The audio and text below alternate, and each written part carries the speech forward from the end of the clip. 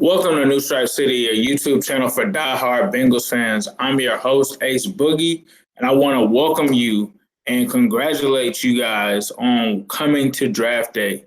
It's been a while since I've been on here. I've been on a couple of shows, The Right Report. I've also been on the Orange and Black Insider. Would like to thank those guys for having me there.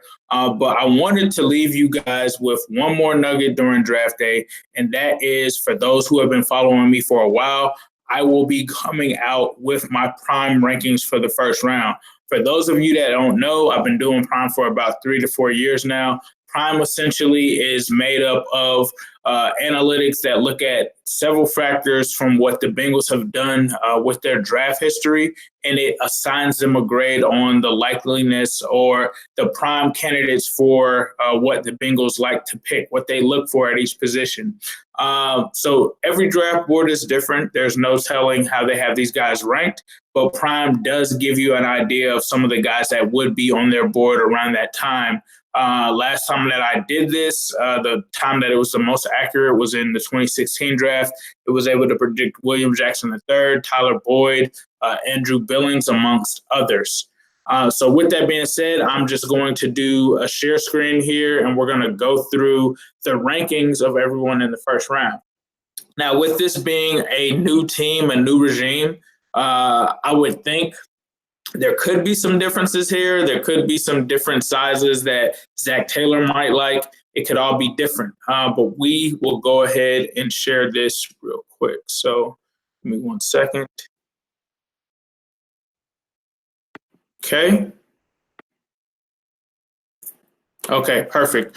So starting off in the first round, the guy with the highest grade, and these projected rounds are actually grabbed from NFL.com. So they are not perfect, but what I like to do is I like to sort on the prime grade as well as the actual round. So let me just go in here and see what we have. I just want to make sure that I'm only grabbing guys within round 1 and rounds 1 to 2. So we've got that. The first guy that comes in is Clelin Ferrell. And the thing that stuck out about Clelin Ferrell is the fact that he has some of the perfect size metrics that the Bengals look for. He's an edge defender. He's 6'5", 270. He's what they kind of look for in terms of that defensive end position over the years based off of what they've drafted in previous years. He's a guy that can also get after the run and the pass. So he's a dynamic, in my opinion, he's a dynamic rusher. It looks like he's the perfect height. He's the perfect age. He comes from a conference that they've drafted from. And the scheme that he played in college is just perfect for what the Bengals do. Next, you have Dexter Lawrence, his fellow teammate. He's another guy that is a great fit for what the Bengals like to do at defensive tackle.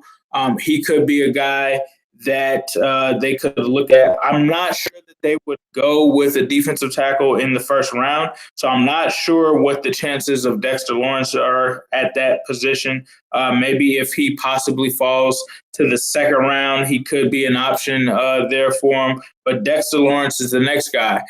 This is where it gets kind of interesting because you've got Deebo Samuel there at the wide receiver position. And it's been floated out there that he's visited with them. He's seems like a decent age for what they look for. He's got some of the consistency that they look for receivers in round 1. He's got pretty good size as well. So he's a guy, if they're looking at receiver, that they could look at. Nick Bosa, obviously he's probably not going to be there, but he's pretty high on that list. You look at Montez Sweat, Christian Wilkins, Drew Lock, Devin White. DK Metcalf actually came on pretty high. Not as high as Deebo Samuel, but pretty close. Marquise Brown, Rashawn Gary, a name that's been kind of tossed around there in terms of guys that Dave Lapham likes, that he thinks that the Bengals could go for. Montez Sweat was another one that he talked about. You also have Brian Burns, who I really like. He's a guy that could be one of the top edge rushers in this class. So he's there. It looks like they would probably prefer him, surprisingly, to a Josh Allen. But it also depends on where these guys are projected as well. Josh Allen comes in after that. You've got Garrett Bradbury, center.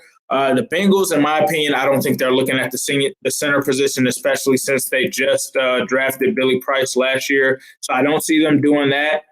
You've also got Cody Ford, who's been tied to the Bengals a lot. But as you can see, just like Dave Lapham says, the Bengals see him as a guard. So if guard isn't a priority for them, I doubt that Cody Ford could be the pick. But when you look at the tackles, this is where things get very interesting because you've got Jawan Taylor. And when I put this offensive line position here, this means that they can play multiple positions. So Jawan Taylor is seen as a tackle, but he can also move around to different positions. At least that's how the Bengals would see him. You've got Jawan Taylor, you've got Jonah Williams. They have the same grade, so they both have the same prime grade. I know that Dave Lapham has talked about them possibly being the pick if it's an offensive lineman. You've got Byron Murphy as the highest rated corner according to Prime. Ed Oliver fans, he is actually coming in after Christian Wilkins and after Lawrence. So that's interesting. Andre Dillard, he's another guy that they kind of talked about. Dave Lapham actually thought that the Bengals would actually go for him. So as you can see, it looks like he has a pretty decent prime grade there. You got Quentin Williams, Noah Fant, Greedy Williams, Devin Bush, surprisingly, is well, actually not surprisingly, is second to Devin White. So it looks like they would actually prefer a Devin White to a Devin Bush based off of history. But you have to also understand they have a new linebackers coach. So I'm not sure if these guys are looking for the same size metrics as they did before. I would think that Duke Tobin would be kind of guiding this draft in a sense. And then this is where it also gets interesting is you've got Drew Lock as your number one quarterback here, but then you have Dwayne Haskins and Kyler Murray. So it seems like in that order would be, if they were to look for a quarterback based on their prior history, that's what they would be looking at. Now, one interesting thing was Anthony Consenza from the Orange and Black Insider asked me yesterday, how would they feel about Daniel Jones? And Daniel Jones is actually near the bottom. And one of the things that I brought up was actually size, which it's weird because Daniel Jones is actually 6'5", but within the past 5 years or within the past while that they haven't picked guys that were 6'5", which is kind of weird. I think the last guy that might have been 6'5" is maybe Carson Palmer. So that's not to say that they won't consider him, but he's got that going against him. And then I made the mistake of saying Kentucky. He's actually from Duke. The Bengals have never drafted anyone out of Duke. So that's another strike against Daniel Jones. Just wanted to elaborate on that a little bit. But we also have A.J. Brown, the slot receiver. Again, I don't think the Bengals would really be looking at a receiver. Then you have Harry. You've got McGrary, Rock Ya-Sin, Jeffrey Simmons, Jonathan Abraham, Jerry Tillery, and Daniel Jones. So when I look at it, I kind of eliminate a couple of positions here. So I'm going to take off wide receiver just because I don't think that's likely. I'm going to also take off center because I don't see us picking up a center. And so let's just look at it that way. I don't see us picking up a guard either. So let's just look at this. And then, of course, running back. Definitely with Joe Mixon in the fold, we do not need a running back. So when you do that, this is what we could be looking at tonight in terms of what the Bengals could look for. Some interesting guys to pick from. Some guys that are rated a little higher than others. Let me just go ahead and just sort this specifically on Prime. And this is what you have right here. So it'll be interesting to see how this plays out. I'm looking forward to it. I'll be actually in Endgame tonight. I will be tracking the draft on my phone, but I'm going to go see it Endgame at 6 o'clock. So hopefully I'm out by the time the Bengals pick. I will probably go live once I do that, or at least do a video recapping what happened in the first round. I'm also going to try to connect with Zim Hude possibly tonight. So stay tuned for that. I know he'll be going live as well. But yeah, man, I just wanted to make sure that I dropped this off to you guys before draft day. So happy draft day. Good luck. I think that one of these guys on this board could be one of the guys that we're looking at as the draft pick tonight.